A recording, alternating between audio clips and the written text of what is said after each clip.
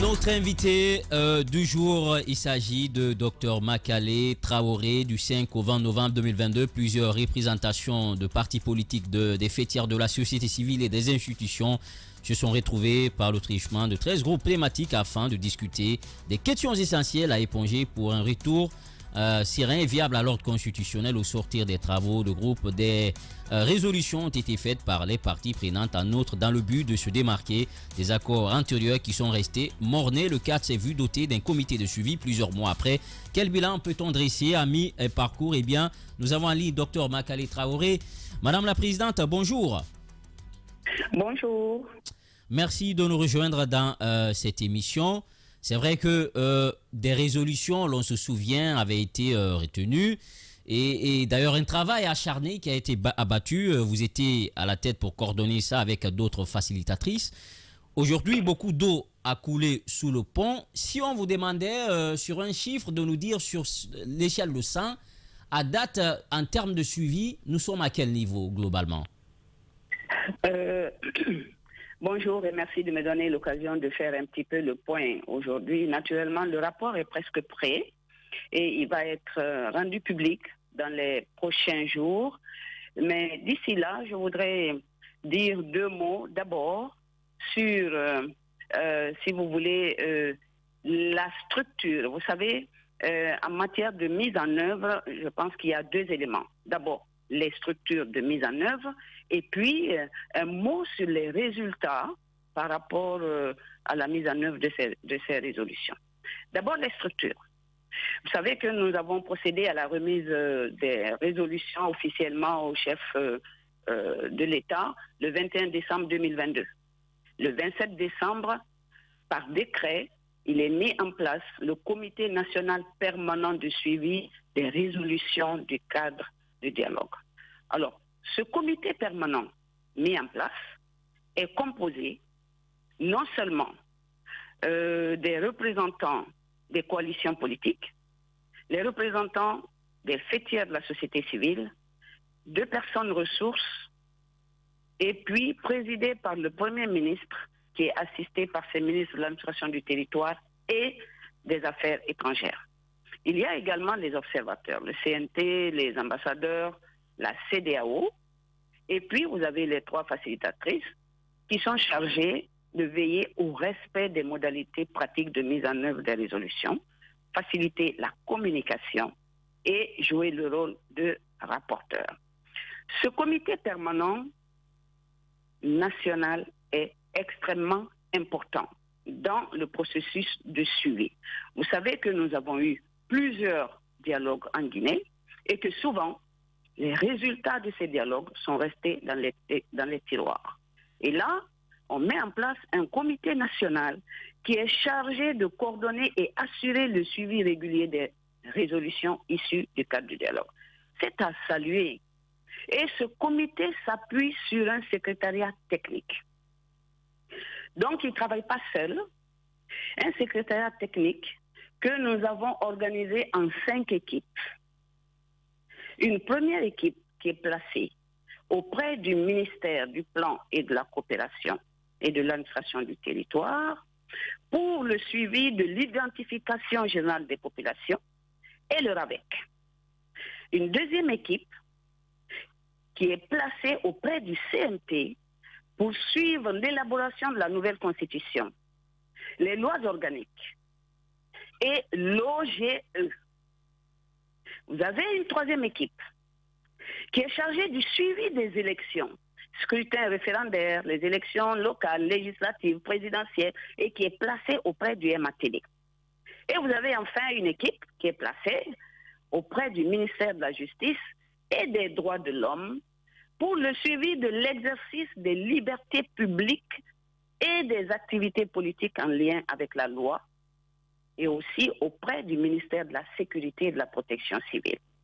Donc, ces 5 équipes font un rapport synthèse mensuel qui est transmis au comité permanent qui se réunit une fois par mois sous la présidence et la convocation de son président, le Premier ministre. Donc, vous voyez, le suivi est organisé au niveau structurel.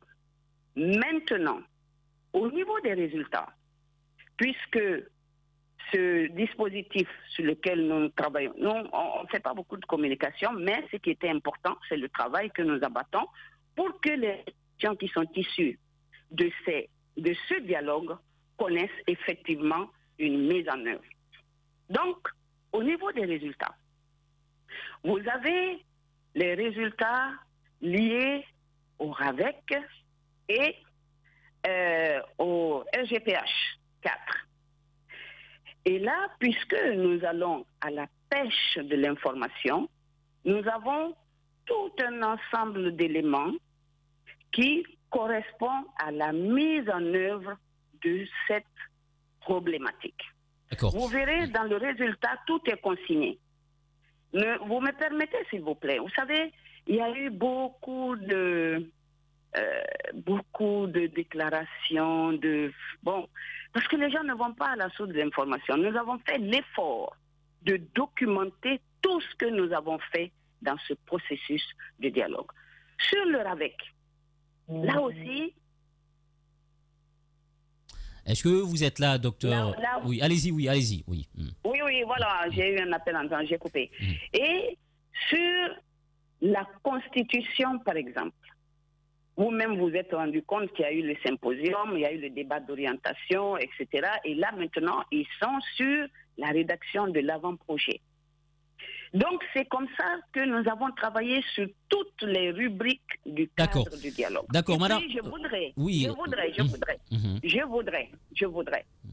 arriver au niveau de l'exercice des libertés publiques et des activités politiques en lien avec la loi. Je dois préciser que nous sommes en parfait accord avec les résolutions et encourager l'accélération des procédures judiciaires. Et c'est un travail constant. Et lorsque, à un moment donné, ça a bloqué, nous avons demandé au CNRD, au Premier ministre, d'associer les organisations de femmes, de jeunes et des religieux.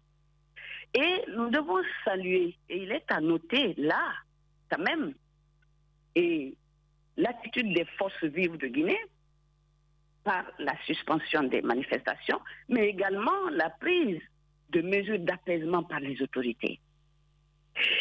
Le mécanisme de suivi est en place. D'accord. Et je peux vous assurer que quotidiennement, nous travaillons à ce que ces résolutions-là soient appliquées. D'accord. Notre préoccupation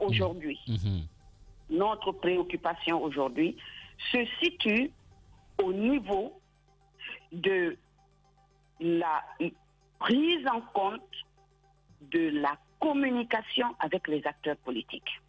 Et là aussi, c'est grâce à ce mécanisme de suivi qu'aujourd'hui, nous évoluons sur cette question. Et 3 dispositions sont en cours. Nous sommes en train de travailler. Vous savez que le comité de pilotage, de suivi du chronogramme... D'accord, Madame la Présidente, si vous permettez, on va marquer juste une courte pause. On va vous reprendre. On va marquer une courte pause. On vous reprend dans l'autre partie pour une prolongation, pour revenir en détail sur ces résolutions et de leur exécution sur le terrain. On se retrouve dans un court instant. Rejoindre dans la dernière partie de cette émission, le Before des GG avec toute l'équipe au grand complet. On va essayer de répartir avec notre invité du jour. Mais avant, du 5 au 20 novembre 2022, plusieurs représentations de partis politiques, de fêtières, de la société civile et des institutions se sont retrouvées par le truchement de 13 groupes thématiques afin de discuter sur les questions essentielles à éponger pour un retour serein et viable à l'ordre constitutionnel. Au sortir des travaux, de groupe 35 résolutions ont été faites par les parties prenantes. En outre, dans le but de se démarquer des accords antérieurs qui sont restés mornés, le cadre s'est vu doté d'un comité de suivi permanent plusieurs mois après. Quel bilan peut-on dresser relativement à la mise en œuvre de ces mesures? C'est la grosse question que nous poserons à Dr Makale Traoré qui était déjà avec nous en ligne. Est-ce qu'elle est de retour? Voilà, on va essayer de la rejoindre. On l'écoutait, Babila, Madame Makale, qui expliquait un peu d'abord la démarche qui a été mise en place, notamment le comité suivi permanent, avec les représentations au niveau des différents départements qui font les remontées d'informations. Ensuite, on procède à une centralisation et elle nous apprend que dans 2 semaines, le rapport va être enfin publié. Oui, effectivement, Djibril Milimono, même s'il se trouve que nous n'avons pas une lisibilité claire sur les différentes sessions de ce comité de suivi des recommandations de ce dialogue, parce que si vous vous souvenez très bien, il a été dit dans le décret qui a institué, n'est-ce pas, la mise en place de cet organe, que la retrouvaille, c'était une fois par mois et qu'elle pouvait se faire de façon extraordinaire à la demande du Premier ministre. D'accord? Jusqu'à de décembre, jusqu'au mois de mai dernier, nous n'avions pas, en tout cas à ma connaissance, l'information comme quoi le comité de suivi continuait à siéger. C'est lorsque... Ils se sont retrouvés. Justement, c'est lorsque... Vous allez comprendre tout de suite, c'est lorsque les Baouri, même une fois, Baouri, qui est reconnu comme étant quelqu'un aujourd'hui qui soutient la démarche du CNRD, est sorti dans la presse pour dire qu'ils ne savent pas exactement à quel niveau se situent les travaux de ce comité. C'est suite à cela qu'il y a eu même des sorties. Et d'ailleurs, que le docteur est revenu en ligne. Donc, ma première question que je vais lui adresser, il y a 35 points, 35 recommandations qui sont consignées dans le rapport issus de ce dialogue interguinéen, les résolutions bien entendu.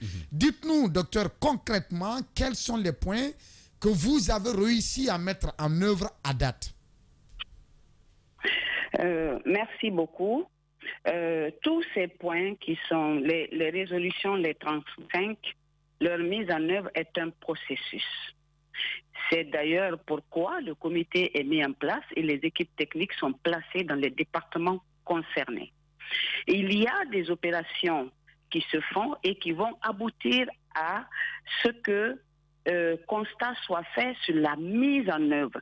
C'est pas du jour au lendemain. Je prends l'exemple du RAVEC, qui intéresse tous les acteurs parce que c'est de là que va sortir le fichier, le fichier électoral. Quand vous prenez le RAVEC, c'est un processus.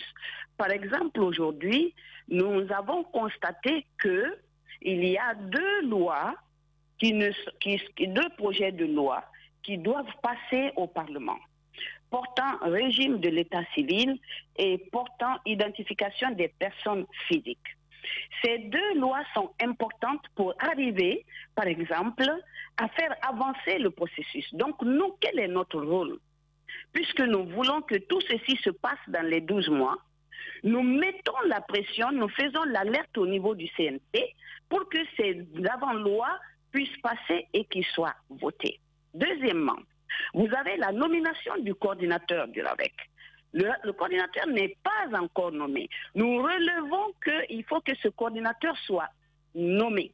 Donc, vous voyez, il y a un ensemble d'actes qui doivent être pris pour arriver à constater que telle résolution est mise en œuvre. Donc, c'est un processus. C'est comme ça qu'il faut le comprendre.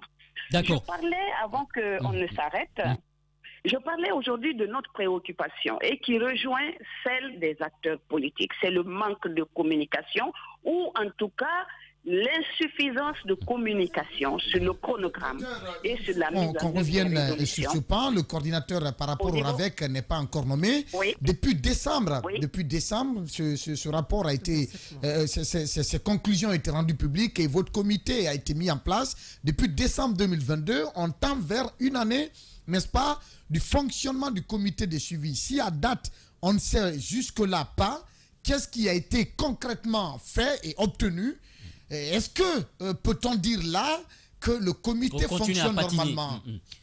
Surtout, alors, vous savez, je vous ai dit tout à l'heure que le rapport est presque prêt. Si je commence à vous énumérer les actes qui sont posés par rapport au RAVEC, ça va nous prendre du temps. Je vais essayer. Voilà les grandes lignes, Voilà, les grandes lignes. L'élaboration et validation du cahier de charge du RAVEC. Vous savez, c'est important, le cahier de charge. Le cahier des achats. L'élaboration et la validation du dossier d'appel d'offres. Les 2 avant-projets de loi qui sont élaborées, la codification des entités administratives, etc., etc. L'identification et la création des centres d'état civil est en cours. Ça, nous avons vérifié. L'identification et la classification des communes sur des critères de gestion du système de l'état civil, par exemple. Vous avez tout un ensemble d'actes administratifs qui sont posés. La nomination du coordinateur est liée, selon les explications qui nous ont été données, aux 2 lois qui doivent passer au CNT. Donc, nous interpellons le CNT pour que les 2 lois passent rapidement afin que le coordinateur soit nommé. Donc, vous voyez, tout se tient. Ce n'est pas parce que le coordinateur n'est pas nommé que rien n'est fait. Et le rôle du suivi, c'est d'alerter et de veiller à ce que les choses soient faites. Vous avez raison en disant que depuis de décembre à maintenant, on aurait dû faire ça. Et c'est pour ça que nous avons alerté. Et ceci est très important. Imaginez qu'il n'y ait pas eu ce dialogue, qu'il n'y ait pas eu le comité permanent et qu'il n'y ait pas eu les équipes techniques placées auprès des administrations. Peut-être que ces alertes-là n'auraient pas été données. D'accord. Donc, nous disons qu'il y a une évolution et nous continuons à alerter. Et aujourd'hui, le grand problème, c'est que ce que nous constatons dans nos rencontres, il faut que ces constats soient portés au niveau des acteurs politiques. Ça, c'est important pour nous. Et nous travaillons dessus depuis maintenant 2 semaines. Et il est question, d'abord, que nous, désormais, nous participions au comité de pilotage du suivi du chronogramme pour voir exactement ce qui s'y passe. Deuxièmement, puisque ce comité s'est réuni déjà une fois et la 2e réunion est programmée, nous avons demandé que restitution soit faite des travaux du comité de pilotage au comité national permanent. Et troisièmement, certainement la semaine prochaine, nous sommes en train de travailler avec les équipes du MATD pour organiser un atelier d'évaluation de l'évolution du chronogramme et des résolutions avec les coalitions. Voilà, docteur, justement, l'atelier d'évaluation du chronogramme de la transition. Aujourd'hui, nous sommes informés comme quoi il y a deux comités de suivi. Il y a le comité de suivi du chronogramme de la transition et il y a cet autre comité de suivi des résolutions du dialogue. Est-ce qu'il n'y a pas chevauchement dans les activités par endroit? Comment ces 2 comités travaillent parallèlement à aboutir à des résultats qui puissent permettre à notre pays, parce que tout ce qui est l'objectif recherché, c'est l'aboutissement à l'ordre constitutionnel dans des conditions apaisées. Les 2 comités sont nécessaires. Il n'y a pas chevauchement, mais il faut créer un couloir de collaboration entre les 2, et c'est ce que nous avons demandé. Deuxièmement, c'est le Premier ministre qui préside les 2. Donc, à un moment donné, la jonction va se faire. Mais il était important, en plus du suivi du chronogramme qui est de 10 points, que le suivi des résolutions issues du cadre du dialogue aussi connaissent un comité de suivi. C'est très important. Vous voyez, l'équipe du suivi du chronogramme, là-dedans, vous n'avez pas les acteurs politiques. Vous n'avez pas les structures fêtières de la société civile. Il est important que l'on prenne en compte le regard de ces structures qui sont concernées en premier lieu par les élections et la finalisation de la transition. Donc, c'est une très bonne chose qu'il y ait les 2. Et vous savez que les résolutions vont au-delà des 10 points parce qu'il inscrit justement le suivi comme une obligation. Il inscrit le suivi des activités politiques en lien avec la loi. Et il inscrit l'exercice des libertés publiques en lien avec la loi. D'accord, allez-y, Yaoula Tousso. Allez-y. Alors, docteur, puisque le coordinateur du RAVEC n'est pas encore nommé, qu'en est-il de la gratuité des actes d'état civil? Est-ce qu'on ne peut pas parler donc de gratuité à ce niveau pour le moment? C'est ce qui fait que ce point 4 des résolutions patine encore. Nous avons eu une réunion par rapport à ça parce que nous avons pensé et nous avons développé devant les autorités que la fiabilité du prochain fichier électoral est liée à la gratuité de l'accès vraiment à ces documents, pour que tous les Guinéens soient recensés. Le principe est acquis. Donc, les dispositions techniques sont en train d'être prises. Ce n'est pas à nous de l'annoncer. Le gouvernement l'annoncera le moment venu. Mais la question de la gratuité est au centre de la crédibilité du prochain fichier électoral. Et nous l'avons dit et redit. Et c'est, je peux vous dire, acté. D'accord. Donc, les cartes d'identité nationale et tous les autres documents, il faut que les citoyens patientent encore. C'est cela, pour la gratuité. Oui, tout à fait, que le dispositif technique soit en place. Vous savez, quand vous prenez aujourd'hui votre carte d'identité, vous prenez votre passeport, vous prenez l'extrait de naissance, vous n'avez pas les mêmes numéros personnels. Ce n'est pas normal. Ça veut dire que quelqu'un qui a une carte d'identité, un passeport avec deux numéros différents, numéros personnels, il peut avoir deux cartes électorales. Par exemple, je donne un exemple. Mais quand tout ceci va être agrégé, chaque Guinéen aura un seul numéro personnel d'identification. Ça fait une fiabilité supérieure, supplémentaire au fichier électoral. Et ce dispositif-là est en train d'être mis en place. Je peux vous dire que, en tout cas, s'il y a des soucis, nous dirons. D'accord. Nous le relèverons. D'accord. D'accord, allez-y, Félix. Alors, madame, docteur, moi, la question que je veux poser, c'est plutôt sur l'élaboration de la nouvelle constitution. On a vu l'exposition sur le symposium de la constitution. Mais selon plusieurs observateurs, d'abord, cette démarche souffre d'inclusivité. Quel est votre avis par rapport à cela? Et aujourd'hui, on nous parle donc de l'avant-projet. Est-ce que vous avez vent déjà avec vos comités de pilotage, avec le comité de pilotage de ce qui est en train de se passer là-bas comme progrès travail. Bon, vous savez, je suis très embêtée avec cette question parce que la même chose est reprochée au cadre de dialogue. Et je voudrais dire ceci. Vous savez, notre pays, les choses sont un peu compliquées. Mais, docteur, je suis en ligne avec une émission, je vous rappelle. Oui, allez-y, vous êtes à l'antenne. Allez-y. Voilà, excusez-moi. Donc, je disais que les choses ne sont pas simples dans notre pays. Docteur Makale est en direct de Espace TV. Cessez d'appeler. Voilà, nous sommes en émission avec elle.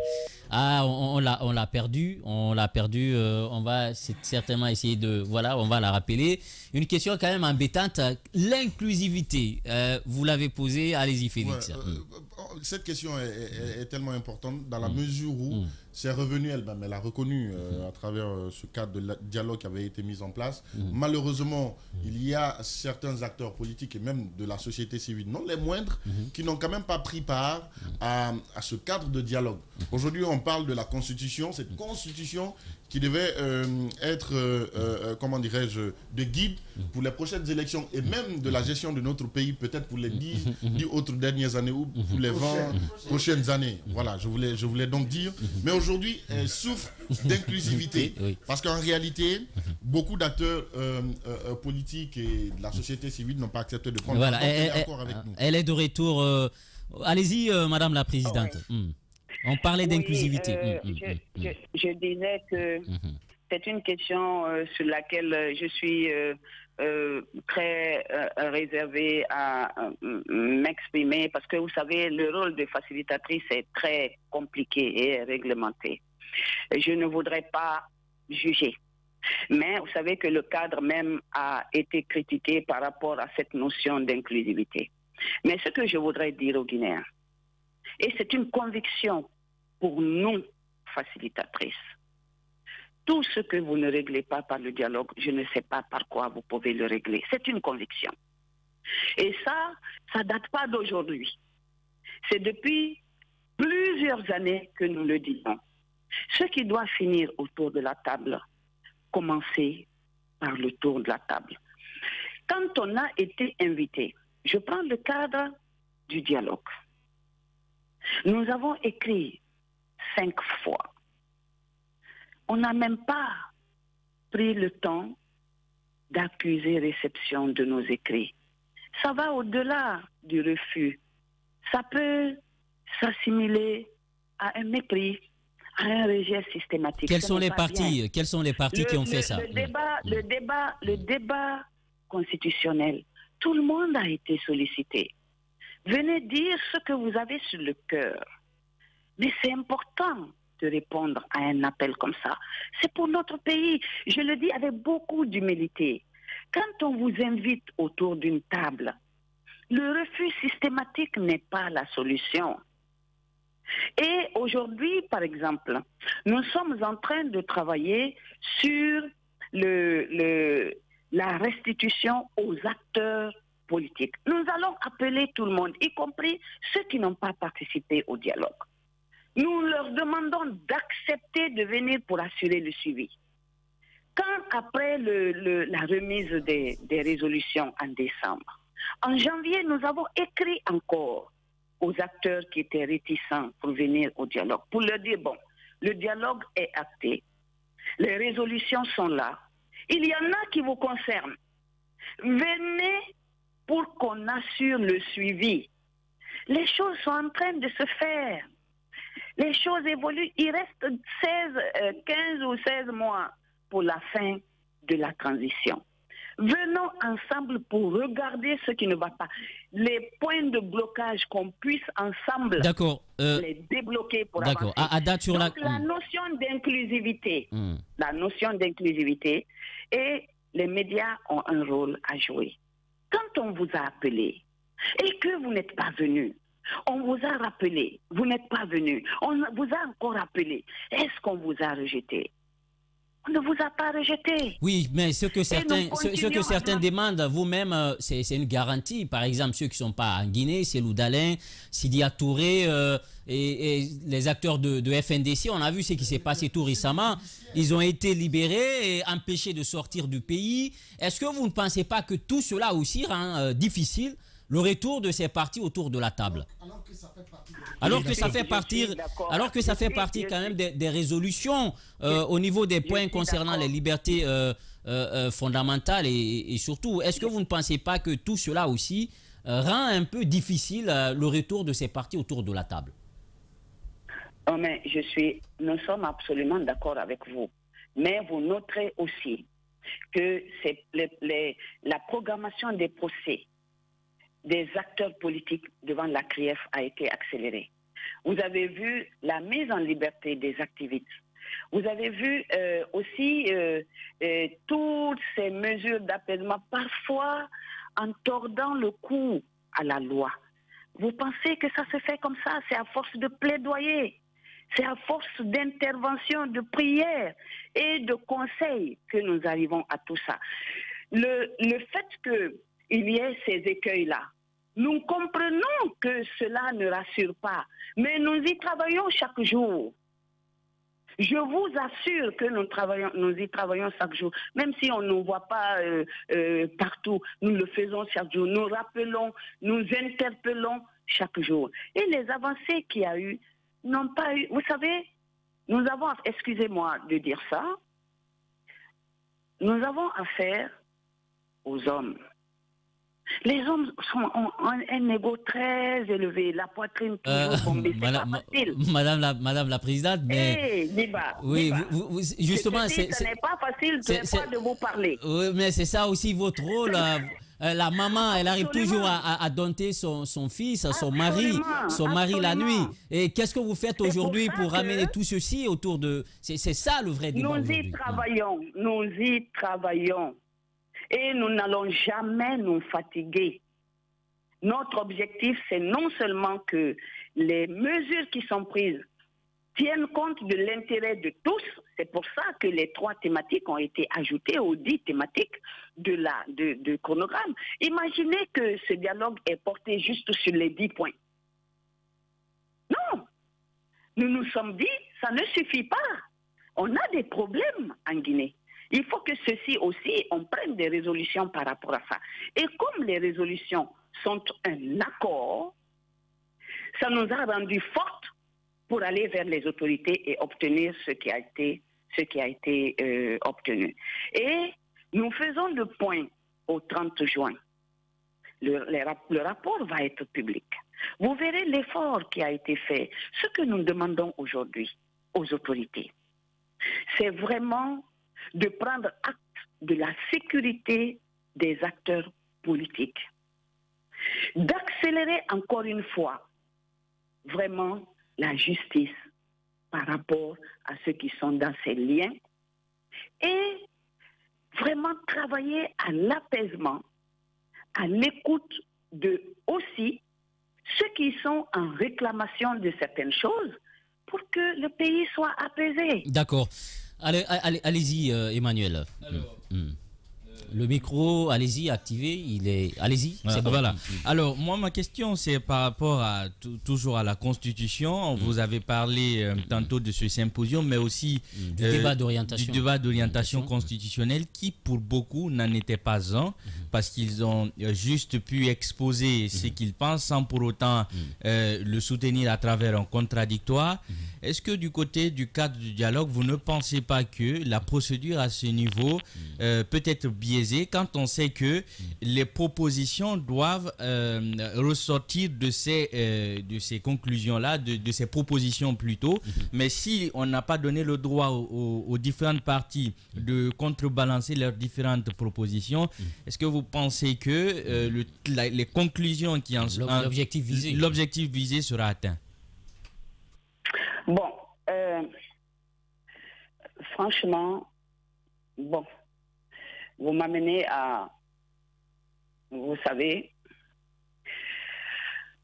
non, pour non. Quand on vous appelle à une table, venez pour obtenir ce que vous pouvez obtenir et continuer à vous battre pour ce que vous n'avez pas obtenu. La politique de la chaise vide est compliquée, surtout quand on vous a appelé. Et qu'est-ce que les résolutions ont proposé? C'est de mettre en place une commission de rédaction. Et les résolutions ont été transmises au CNT. Et le CNT l'a transmis aux équipes qui travaillent dessus parce que vous savez, une résolution n'est pas une loi. Une résolution arrive au CNT qui la transforme dans les meilleures formes en loi. Donc, ce que nous, on a proposé, c'est d'y associer aussi les anthropologues, les sociologues, les politiques, etc. Mais il y a un point de blocage. Le point de blocage, c'est que certains acteurs refusent, excusez-moi, systématiquement de participer.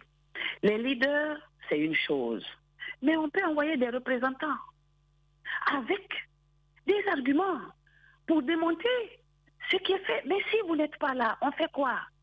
On attend. On a 24 mois. On va contre la montre. D'accord. Allez-y, Kabs. D'accord. Notre rôle, c'est pas de juger. C'est d'appeler les uns et les autres à accepter de se parler. Et ça, c'est important. D'accord. Parce qu'on finira par là. Très bien, docteur.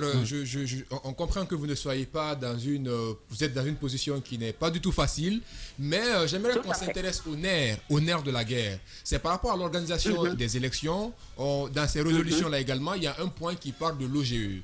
Où en sommes-nous? Est-ce que finalement c'est le MATD qui va donc organiser ces élections-là? Mais au-delà de ça, est-ce que la limitation d'âge est prise en compte quant aux remontées des informations que vous avez pu Au niveau avoir? de l'élaboration de l'avant-projet de loi sur la Constitution, puisque dans les résolutions, c'était un point qui avait divisé la limitation d'âge. Avec les remontées d'informations que vous avez, est-ce que cette exigence-là a été prise en compte? Ça, c'était sa première question. La deuxième, c'est sur l'OGE. Est-ce le MATD à date qui va organiser les élections ou tout simplement on est en train d'aller vers une ouverture, mettre en place un organe pour cette question concernant les élections? Voilà ce qui a été décidé au niveau du cadre de dialogue. Que le CNT adopte des mesures transitoires. Parce que vous savez, on est encore confronté à un problème de délai des 24 mois. Le MATD organise les élections futures avec un observatoire composé des acteurs politiques et de la société civile. Donc le MATD pas seul, avec cet observatoire, mais cela doit émaner d'une loi transitoire. Maintenant, l'OIGE, comme nous l'avons dit, pas l'OGE, l'organe indépendant pour les élections. L'OIGE doit être une loi organique qui va être adoptée par le CNT. Il y a donc deux étapes. Il y a les prochaines élections qui, selon les résolutions du cadre du dialogue, vont être organisées par le MATD, chapeautées par un observatoire composé des acteurs politiques et de la société civile. Et les futures élections par l'organe indépendant pour l'organisation des élections. C'est ce qui a été acté par les résolutions. Justement, docteur, ce point, c'est là où il y a encore les oppositions. Et elle va finir. Allez-y. Je finis. Sur l'âge, le débat a été très long. Les résolutions ont adopté 35 et 75 ans. Dans le rapport, vous verrez dans quelles conditions tout ceci a été adopté. Donc, quand on dit la facilitatrice ou les facilitatrices, non, c'est le cadre de dialogue qui a retenu cela. Moi, je dis simplement que notre pays a une histoire et que certainement les gens réagissent en fonction de ça. Et que peut-être, face aux écueils que nous avons eus par rapport à certains de nos présidents, les gens se sont dit, par prudence, il faut limiter. Maintenant, ceci est transmis au CNT. Et on verra bien ce qui va en sortir. Mais ce que je peux dire, c'est que les résolutions constituent un accord entre les acteurs du cadre du dialogue et le CNRD. D'accord. Ce ne sont pas comme ça des résolutions qui ont été prises. Vous notez que la phase préparatoire a pris 2 mois et quelques pour préparer ce cadre de dialogue. Plus de 3 semaines pour échanger. Les équipes, c'est-à-dire, non, du mois d'octobre au mois de décembre, on a travaillé sur... Dites-moi qui a fait mieux. D'accord. Voilà. D'accord, allez-y. Docteur, notre question, peut-être qui ne porte pas sur les résolutions. Vous êtes des facilitatrices. Vous êtes 3. D'accord, on va s'écouter. Docteur, écoutez s'il vous plaît, en voyant le refus des autres de rejoindre... Reviens sur la question. En voyant le refus des autres de rejoindre le cadre de dialogue, est-ce que votre mission de facilitatrice n'a pas montré ses limites face à ce que nous sommes en train d'observer plusieurs mois? Les facilitatrices n'ont pas réussi à ramener les autres autour de la table. Est-ce que votre mission n'a pas montré ses limites en pareilles circonstances? Honnêtement, nous laissons la responsabilité à chacun de juger. Nous faisons notre travail. Au départ, Ce cadre n'était pas conçu pour être permanent et ouvert. C'est par notre travail que ce cadre est devenu un cadre permanent et ouvert. Il est ouvert, il est permanent, et nous continuons à tendre la main. Nous avons fait en sorte que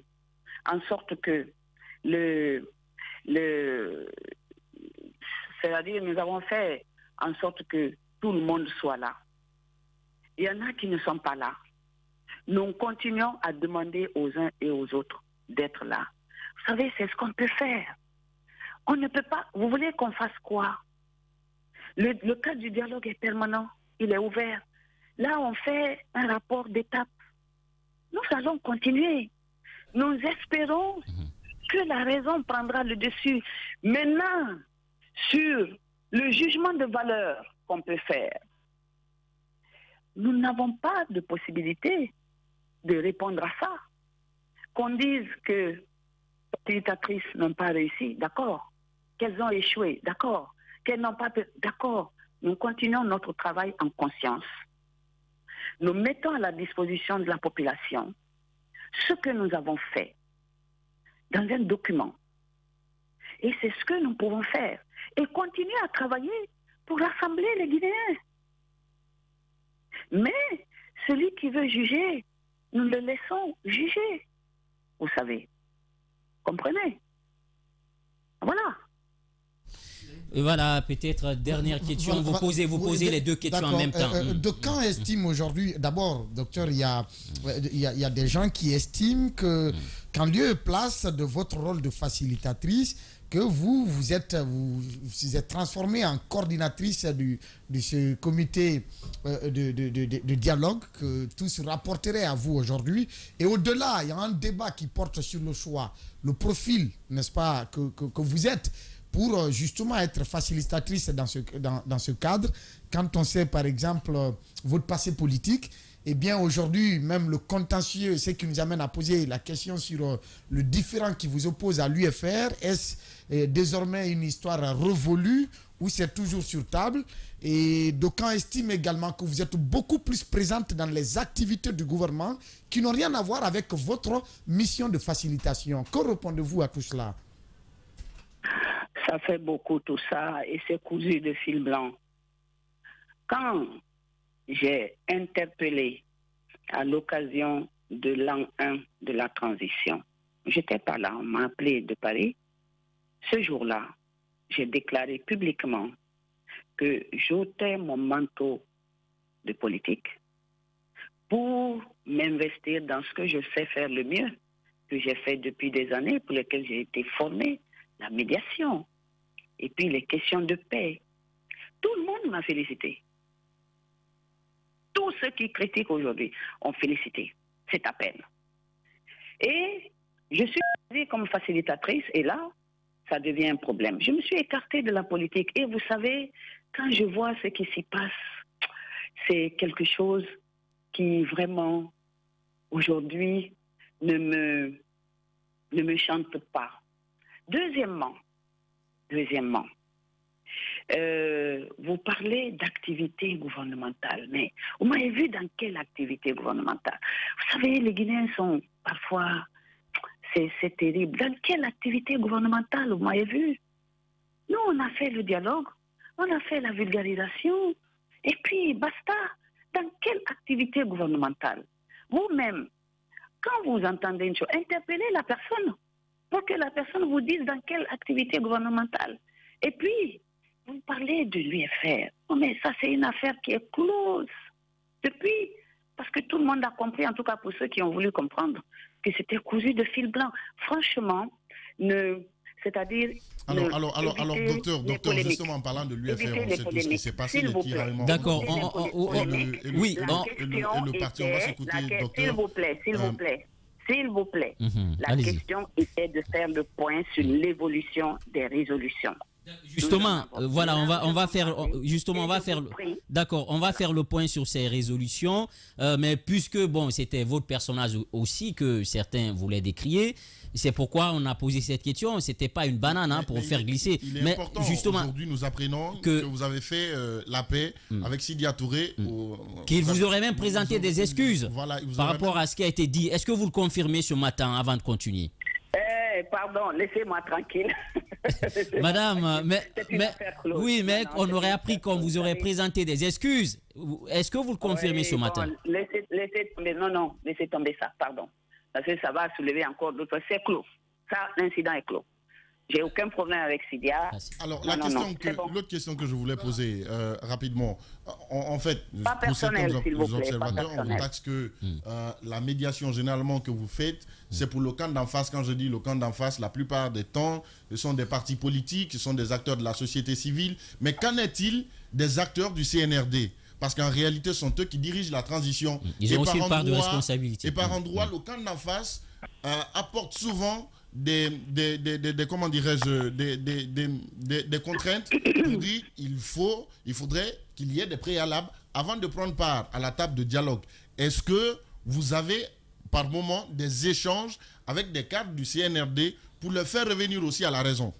Oui, vous enchaînez, Babila. L'autre question qui se joint à ça, nous apprenons qu'il y a certains des acteurs du comité de suivi qui ont fait un déplacement récemment sur le Nigeria et qu'ils auraient même tenu des propos là au niveau des autorités supranationales dans le cadre justement de la CEDEAO. Dites, est-ce que vous confirmez cela? Parce que la dernière session, on apprend que le Premier ministre n'a pas été tendre envers ces leaders politiques qui ont fait cette attitude.